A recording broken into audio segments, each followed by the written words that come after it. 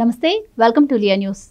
వేల కోట్ల మద్యం స్కామ్లో ఆరోపణలు ఎదుర్కొని అరెస్ట్ అయినటువంటి మిథున్ రెడ్డి గారు బెయిల్ పైన బయటకు వచ్చారు. మరి అలాంటి వ్యక్తి యుఎస్లో జరుగుతున్నటువంటి ఐక్యరాజ్య సమితి ప్రతినిధి బృందానికి ఈయన సెలెక్ట్ అయినట్టు వార్తలు వస్తూ ఉన్నాయి. అసలు ఈ వార్తల్లో నిజమెంత, మరి ఈయన్ని సెలెక్ట్ చేయడానికి గల కారణం ఏంటి, విషయాలు తెలుసుకుందాం. మనతో పాటు ఉన్నారు ప్రముఖ ఆర్థిక, రాజకీయ, సామాజిక విశ్లేషకులు రాజేష్ అప్సాని గారు.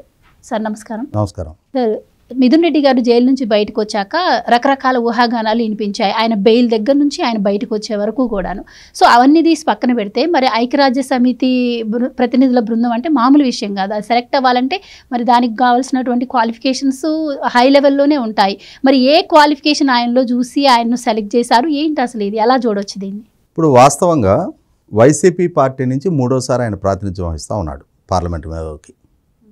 బహుశా మూడోసారి ప్రాతినిధ్యం వహిస్తున్న సీనియర్ సభ్యుడిగా పరిగణలోకి తీసుకొని ఉంటారేమోనని నేను అనుకుంటున్నా.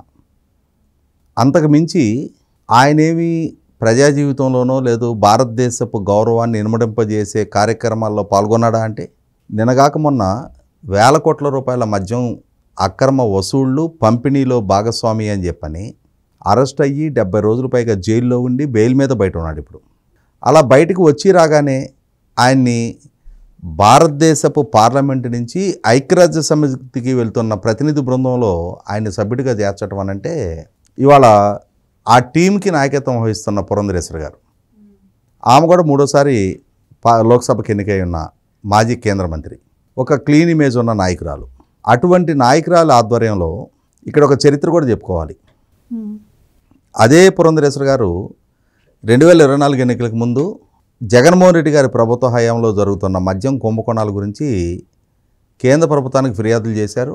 వేల కోట్ల రూపాయల అవినీతి అక్రమాలు చోటు చేసుకుంటున్నాయి అని చెప్పనే అంశాలని, అన్నిటికన్నా ముఖ్యంగా ఆమె స్వయంగా ఒక వైన్ షాప్కి వెళ్ళి అక్కడ ఆ రోజు జరిగిన అమ్మకాల్లో డిజిటల్ ట్రాన్సాక్షన్స్ ఎంత జరిగినాయి, నగదు లావాదేవీలు ఎన్ని జరిగినాయి అనే అంశాన్ని కూడా మీడియాకి వెలుగులోకి తేవడం జరిగింది.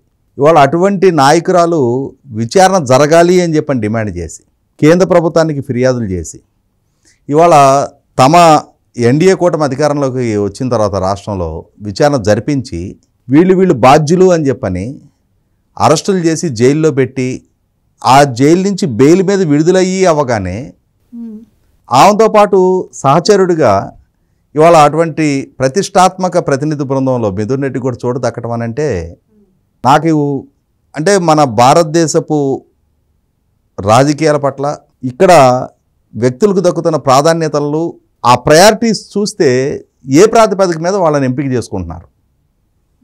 ఇవాళ ప్రపంచంలోనే అతిపెద్ద ప్రజాస్వామ్య దేశం, 100 కోట్ల మంది సుమారుగా మనకు ఓటేస్తారు ఈ ప్రభుత్వం ఎన్నుకోవడానికి. అంతమంది ప్రజాస్వామ్యయుతంగా పాల్గొనే ప్రక్రియ ద్వారా ఏర్పాటైన ప్రభుత్వాలు, ఆ ప్రభుత్వాలకి రిప్రజెంట్ చేసే ఎంపీలు దేశాన్ని రిప్రజెంట్ చేస్తూ ఇవాళ ఐక్యరాజ్య సమితిలో పాల్గొనే క్రమంలో క్లీన్ ఇమేజ్ ఉన్నాళ్ళని కదా ఎంపిక చేసుకోవాలి.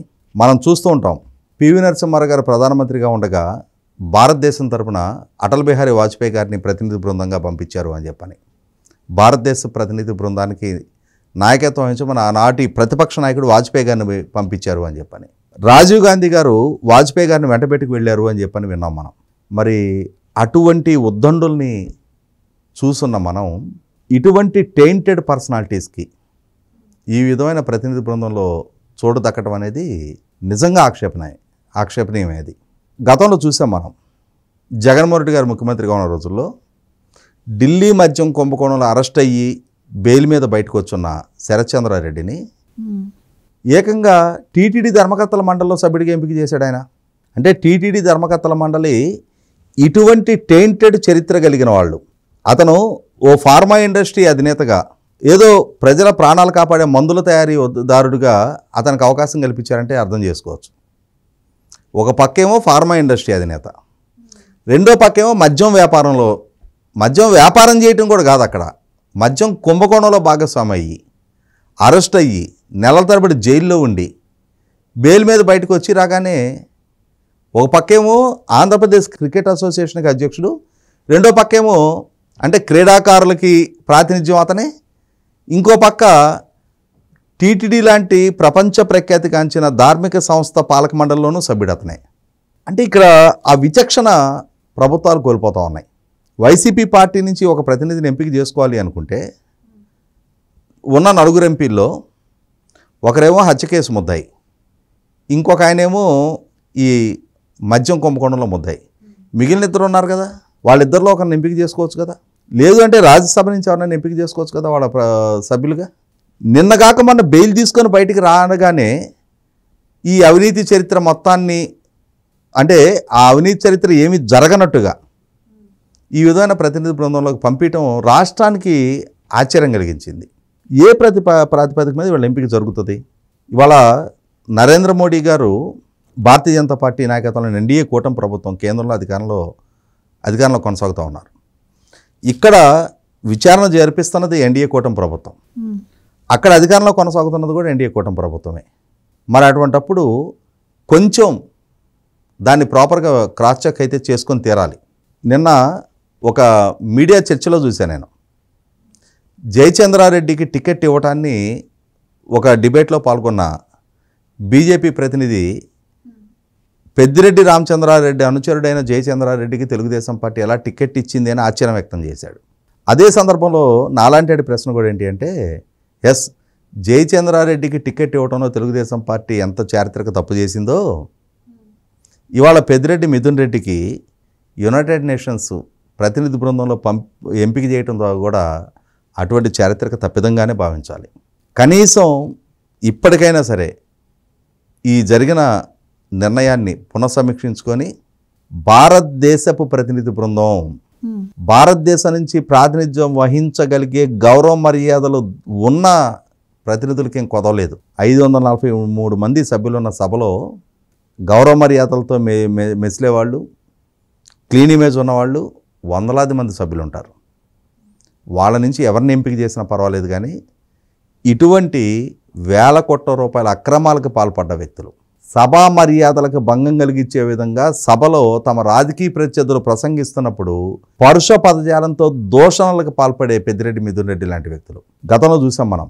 రామ్మోహన్ నాయుడు పట్ల ఎంత అవమానకరంగా ఇతను వ్యాఖ్యానించాడు అని చెప్పని, రఘురామకృష్ణరాజు గారి విషయంలో ఎంత అవమానకరంగా వీళ్ళు వ్యాఖ్యానించింది చూసాం మనం. సభ సాంప్రదాయాలకి, సభ నియమాలకి విలువ ఇవ్వని ఇటువంటి వ్యక్తుల్ని ఇవాళ పార్లమెంటు ప్రతినిధులుగా ఐక్యరాజ్య సమితిలో ప్రసంగించే పాల్గొనే బృందంలో సభ్యులకు ఎంపిక చేయడం అనేది ఒక రకంగా దేశానికి అవమానకరం, ప్రజాస్వామ్య స్ఫూర్తికే అవమానకరం. కనీసం ఇప్పటికైనా సరే ఈ నిర్ణయం తీసుకున్న పెద్దలు ఎవరో వాళ్ళు ఆలోచించి ఆ నిర్ణయాన్ని పునఃసమీక్షించుకుంటే పార్లమెంట్కే గౌరవప్రదం అది. Thank you so much sir. Please subscribe to Leo news for more videos.